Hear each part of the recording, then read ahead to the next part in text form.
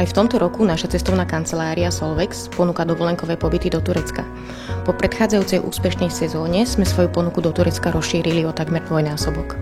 Príznačným pre Turecko, nazývané i krajinou polmesiaca, sú jej jedinečné antické pamiatky, nekonečne nádherné pláže, turecká pohostinnosť či najkvalitnejšie hotely Turecka.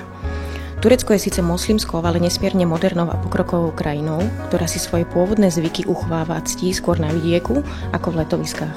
Na prvý pohľad sa zdá, že Turci žijú presne takisto ako Európania, jemné rozdiely sú badateľné až pri dôkladnejšom oboznámení sa s miestnym životom. Turecká riviera, ktorú naša cestovná kancelária Solvex ponúka, sa nachádza na južnom pobreží Turecka a je obmývaná Stredozemným morom.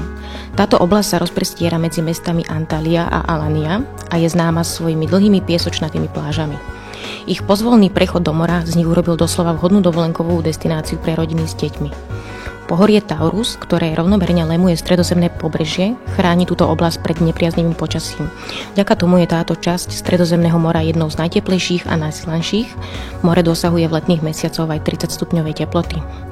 Turecká riviera patrí u Európanov medzi najobľúbenejšie a najnavštevovanejšie časti Turecka. Vďaka pohostinnosti a otvorenosti miestneho obyvateľstva sa môžu návštevníci krajiny cítiť ako doma. Turecko je so svojimi 320 slnečnými dňami v roku, dlhými plážami, kryštáľovo čistou vodou, jedným z najkrajších pobreží, jednou z najobľúbenejších destinácií pre letnú dovolenku. Našimi odletovými miestami do Turecka sú Bratislava, Sliač, Košice a Poprad. Pobytové zájazdy sa konajú na 8, 11 a 12 dní. Za každým sa lieta do Antalya. Antalya je veľkomesto, ktoré má skoro 2 milióny obyvateľov. Pri pobrežiach Antalye je veľké množstvo hotelových komplexov so všetkými službami pre dovolenkárov. Stredisko Antalya so svojimi plážami je považované za najčistejšie v Turecku. Najbližším strediskom po Antalyi je Belek. Toto malé prímorské letovisko je známe práve pre svoje dlhé pieskové pláže a taktiež v výhodnej polohe vzhľadom k diaľke od letiska v Antalyi, čo je približne 28 km. Je taktiež vyhľadávané záujemcami a nadšencami golfu pre rozsiahle golfové ihriská a golfové hotely. Hotely sú tu na vysokej úrovni 5 hviezdičiek, ktoré ponúkajú okrem špičkového ubytovania aj kompletný wellness, rôzne športové aktivity, animácie, večerné a kabaretné show a mnoho ďalších atrakcií. Prímorské letovisko Side, ležiace asi 50 km na východ od Antalye, patrí medzi tie s bohatou históriou, ktorú je tu cítiť na každom kroku. Je to mestečko, ktoré bolo v minulosti obývané pirátmi a bolo považované za najhlavnejšie stredisko obchodu v Turecku.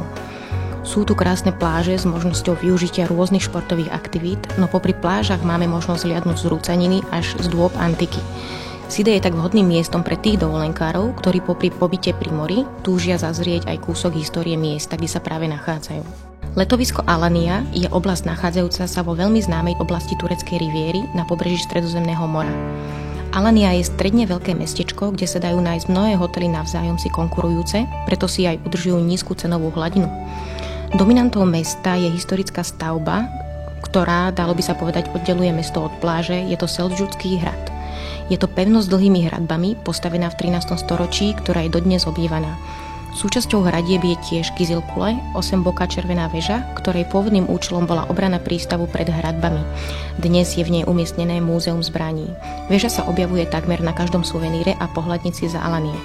Vrchol pevnosti, na ktorý sa môžete nechať doniesť minibusom, otvára nezabudnutelný výhľad na more a svetoznámu Kleopatrinu pláž, ktorá je tým, čo sa mnoho turistov privádza.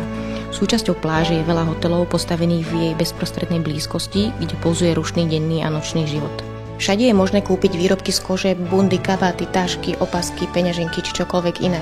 Netreba tu však zabúdať na dôležitý moment nákupov, a to zjednávať a pred cestou samozrejme na cestovný pas.